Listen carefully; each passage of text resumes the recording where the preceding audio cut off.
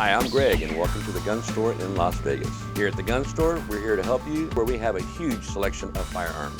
When you're in Las Vegas, stop by and see us. Guns, politics, and self-defense. That's Fired Up with Bob Irwin. Thanks for tuning in to Fired Up. I'm your host for the show, Bob Irwin, coming to you from the Gun Store in Las Vegas. This show is about guns, related politics, and self-defense issues. Just take a second here to remind viewers that all of our previous shows are archived on YouTube. If you go to YouTube and punch in Fired Up with Bob Irwin, you will see 60-some shows we have on there. The panel is going to discuss some armed parents in St. Louis being able to save themselves and their family from some really aggressive home invaders. And we're going to talk about a recent Supreme Court decision a week ago from the time we're filming this that deals with giving a gift to someone else when you buy a firearm, they don't do the background check or you do it for them kind of thing. I want to first talk about this attempted home invasion. This is in St. Louis on a Monday night at 11 p.m. The couple's at home. Their 17-year-old daughter decides to go out to her car, which is parked in the driveway, to get something she forgot and wanted to bring into the house for the evening. So she simply walks out to the car in front of her own house. But that's where she was grabbed by two suspects. They were masked gunmen, armed, and they used her as a shield.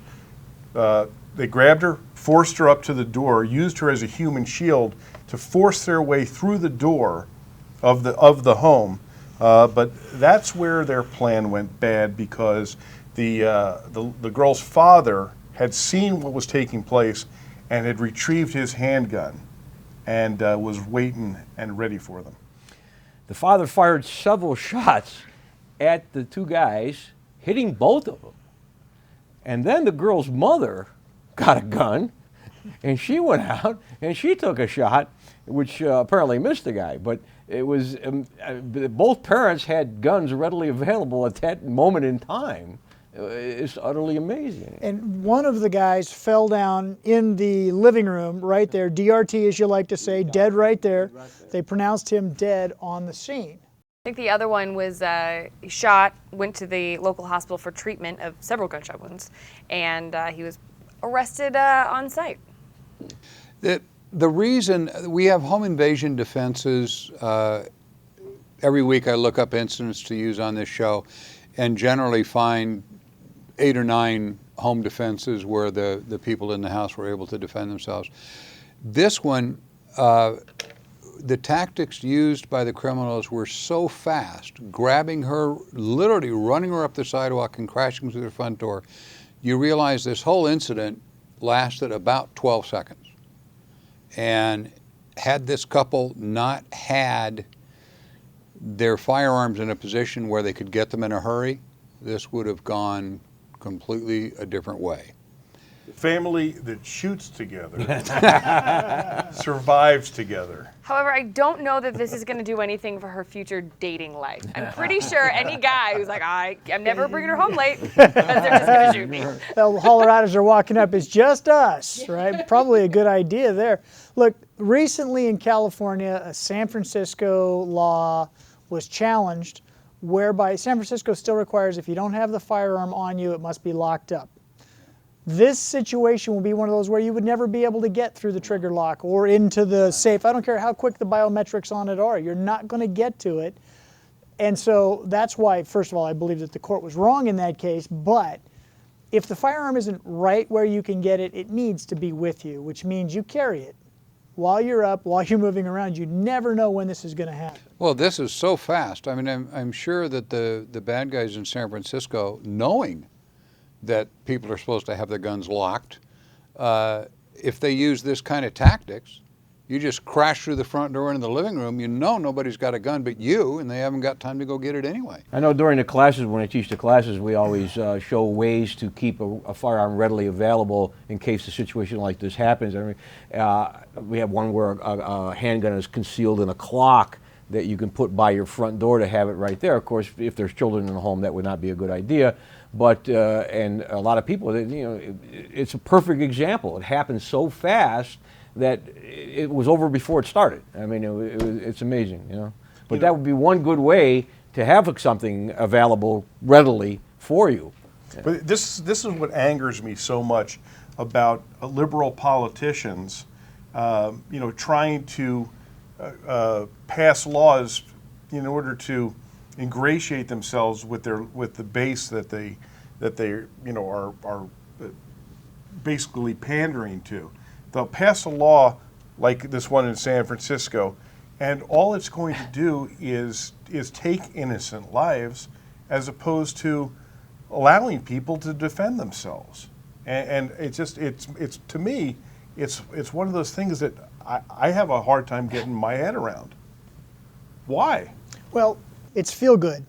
If we just all liked each other a little bit more, we'd all get along. Of course, it's na-na land. The people passing these laws don't live in the neighborhoods where you need to have a firearm with you. They've never been the victim of an invasion like this. If they were, they'd vote differently. We need to vote differently and make sure that we put the right people in office to protect our rights. Right. If you choose to have a gun, that's the first step. The second step is choose to have it available when you're going to need it. And if you don't have a gun near your front door, or you don't have a gun near your back door that you can grab on the way out in case they're chasing you,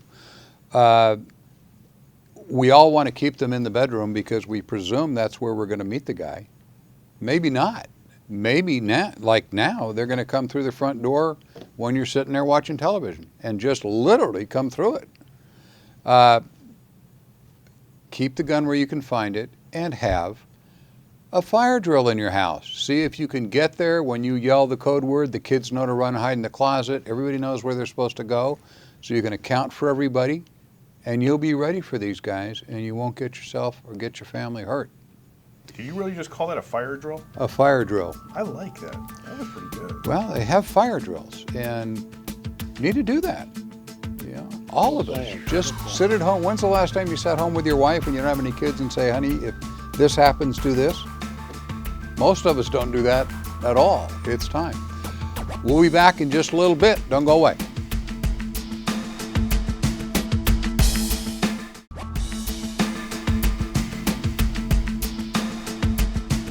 Hey, we are back here on Fired Up.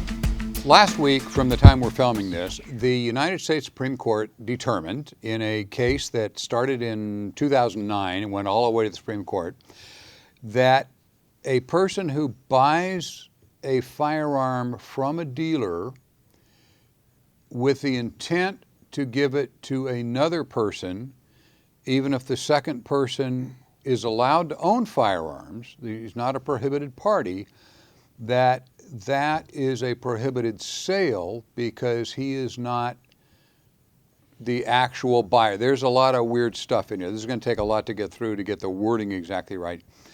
Anyway, if a guy is now on federal probation because he bought a gun for his uncle and then delivered it to the uncle, and here we go. This is a kind of a twist on a rule. If you want to buy a gun and give it to somebody else, listen closely. We're into something here. Well, up until now, it has been okay to buy a gun as a gift for someone because you check the box that asks if you are the actual buyer. You say yes, because at that time, you are technically the actual buyer of the firearm. So if you're planning to give the gun to another, under this decision, you cannot buy the gun because you are no longer the actual buyer, even though you were in the process of buying the gun. Sort of. So, All of us have this look like, I mean, kind of. so the interpretation now is that the person ultimately getting the gun is now considered the actual buyer. Well, it's So they're the ones that have to fill out Mostly. They're the ones that have to Mostly, fill out yeah. the ATF form? Okay, I can give you in a couple of quick examples, all right? 21-year-old girl is going to school out of state. She goes to the range where she's going to school. Her new boyfriend, let's say, introduces her to handguns, and she finds one she really wants to shoot. And she calls her dad and says, hey, I'm going to be home over the Christmas break. Would you go down to Joe's Sporting Goods and see if they have one of these? Let's say a Glock 19. Because she cannot buy it because she's not in her Not in resident her state. Right. She cannot buy it in the Right. state she's in, Right. even if they have good gun laws, Right. because she's not a resident. Right, So she calls dad and says, hey, would you go down to Joe's and see if they got a Glock 19? I know they're really hard to find right now. If you find one, buy it, and I'll give you back your $500 when I get home. That's a felony. That's a felony for him because it's a straw sale, even though she would legally be able to do it herself.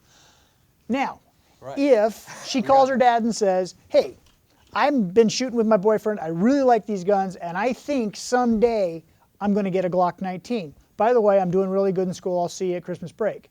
He decides to buy her a Glock 19 on his own initiative without her giving him money.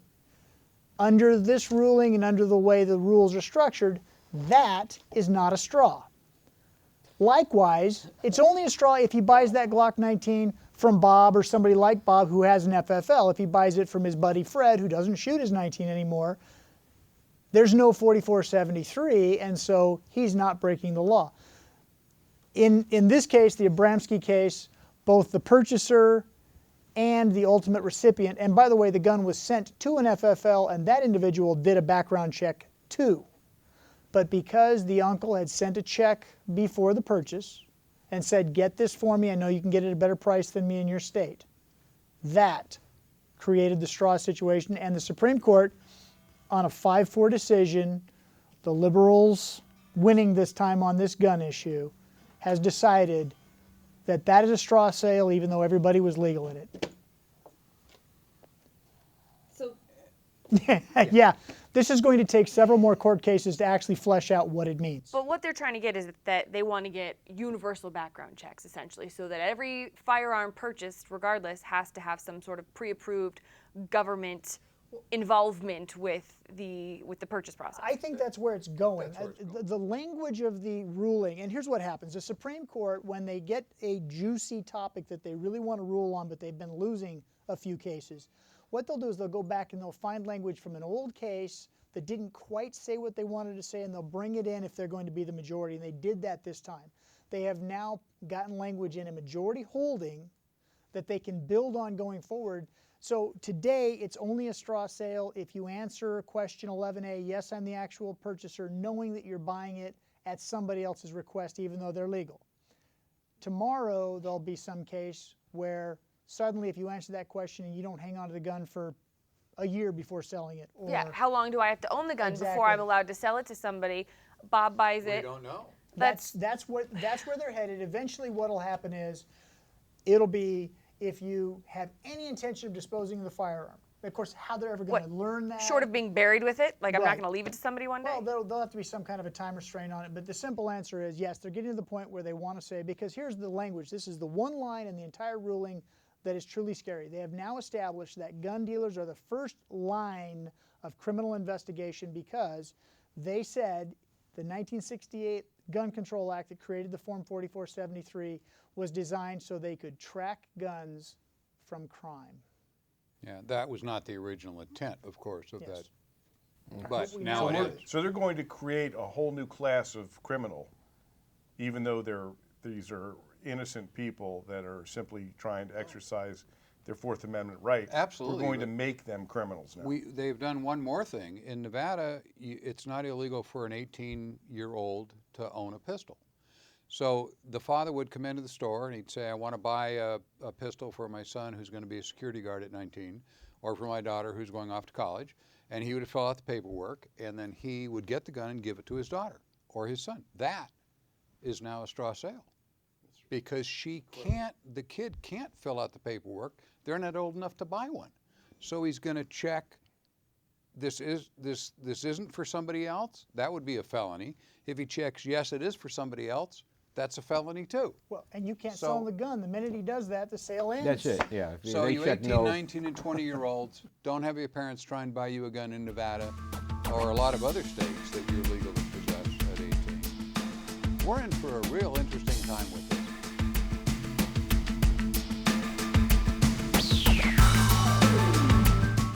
Hi, I'm Gwen coming to you from the gun store in Las Vegas, where we are teaching a CCW class.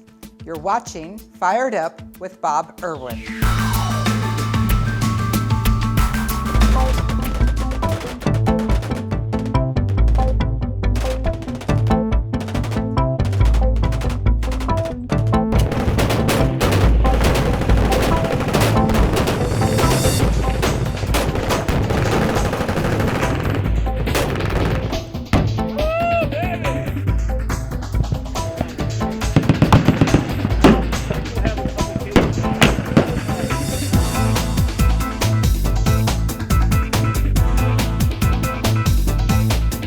Michael, we're back out here at the Big Sandy Shoot. I'm with Ken Tucker, one of the founders of this wonderful extravaganza, and we are standing in front of what has got to be one of the most iconic symbols of childhood, Wile E. Coyote and the Roadrunner with an Acme rocket. And Ken, you got to tell me what this is going to be about. I sure can. We have a young man named Cole that one of our shooters has died many years ago, and Cole wanted to do something for our shoot. So to help get over the pain of this gentleman, because he was a very good friend of this young man, he would build us things. And so he built us an Acme rocket with, the Roadrunner on it, and of course the Coyote and the Roadrunner. But he makes something every single shoot, and we literally fill it full of explosives and blow them up. We've been doing that now for 8 years, and it's always a fun thing to see because we never know what he's going to make. One time he made a dinosaur. He's made an elephant. He comes up with something different every time. So we're going to get to experience in real life and real shockwave what we saw on television all those years with Wile E. Coyote thinking he's going to get away from the Roadrunner and it not working out, right? Well, and it gets better than that. Okay. The Coyote, when the Coyote blows up in the cartoon, he's like all black and everything. That's going to pop up afterwards, and then, of course, that'll be blown up. Then, of course, the Roadrunner will get blown up, too. Well, you stand this close to an Acme rocket, something's going to happen, right? Because it That's never true. works out for somebody. It's always going to be a challenge for the Roadrunner versus the Coyote, Right now, the range officers they're setting out more reactive targets, correct? That is correct. And this is just a big version of a reactive Very, target. very big. It'll thump you. Now, is this going to be out there when the next Yes. hot range starts? That is correct. All right, so we're going to be back here at Big Sandy. We're going to watch Wile E. Coyote get what he always gets at the end of the show, and we hope you stick with us to watch this.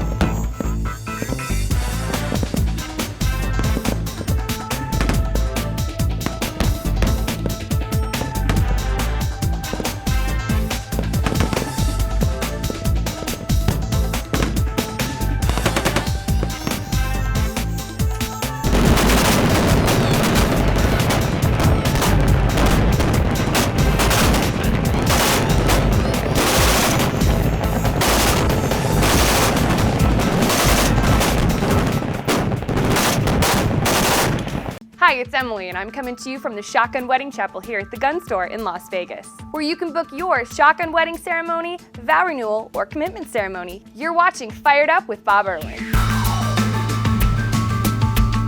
Hi, this is Tony with the Gun Store in Las Vegas. Thanks for watching Fired Up with Bob. Today we're going to do one of probably going to be most recognizable guns for anybody who was in the Vietnam conflict. It's called the M79 40mm grenade launcher. And this was a very, very innovative gun where a service infantry guy could launch a lot of firepower out into the bad guys. Single shot, break open, big ladder sight here on top, shot 40 millimeter. 40 millimeter, you can go with frag, you can go with HE, you can go with smoke, flares.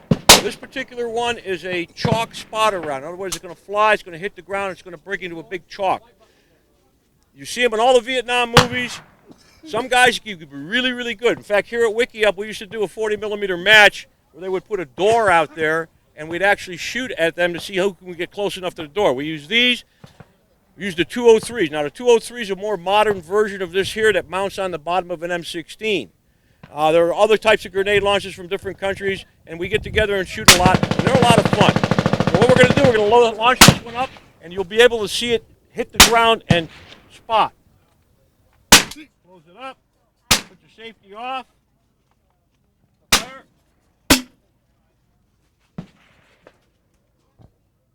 Boom. If you can see the chalk mark way out there, up again, and there's your empty cartridge.